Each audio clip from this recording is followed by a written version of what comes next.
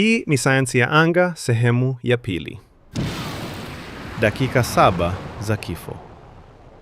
Rover ilivyoingia ndani ya sayari ya Mars na macho yaliyorekodi kila hatua ya safari hiyo ya hatari, baada ya roketi ya Delta II kuiachia angani, Rover ilijikuta peke yake. Hakuna mtu wa kuisaidia. Hakuna gari la kuirejesha.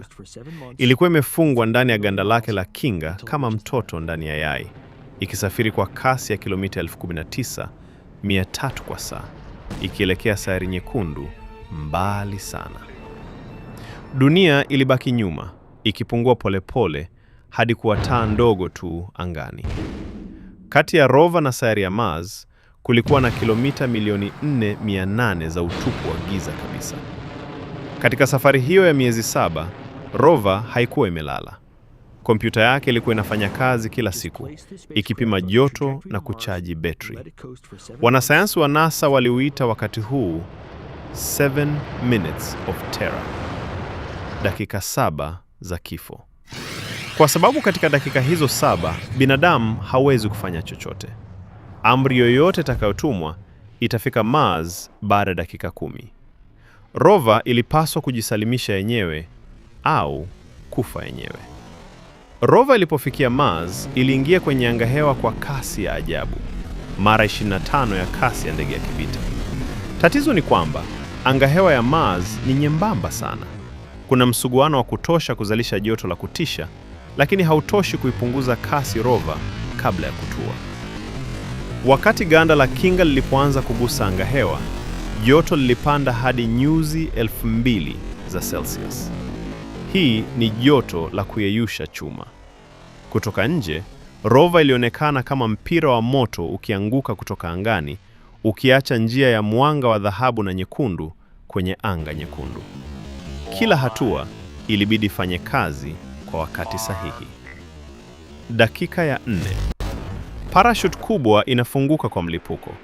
Msukumo wake ni mkubwa kama gari linalogonga ukuta, lakini inafanikiwa kupunguza kasi. Dakika ya 6. Injini ndogo za roketi zinawaka moto kuelekea chini ili kuizuia Rover isigonge ardhi kwa nguvu. Sekunde 10 kabla ya kutua, mifuko ya hewa, yani airbags 24, zinafuka kwa sekunde 1 tu na kuizunguka Rover kama mpira mkubwa. Kisha mgongano.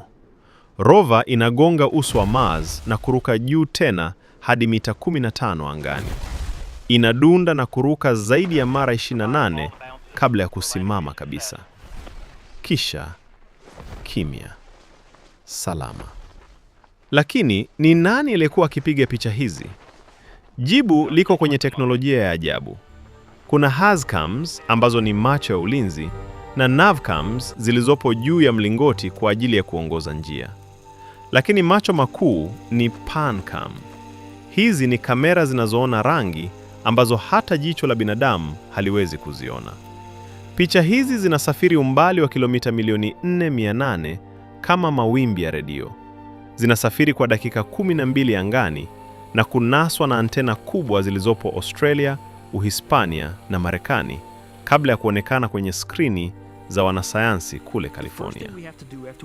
Baada ya mpira wa airbags kusimama, ganda la nje lilifunguka kama ua linalochanua. Magurudumu 6 yaligusa ardhi nyekundu ya Mars kwa mara ya kwanza. Udongo ambao haujawahi kuguswa na kiumbe yeyote. Spirit na Opportunity walitua salama mwaka 2004. Sasa kazi ya kweli ilianza.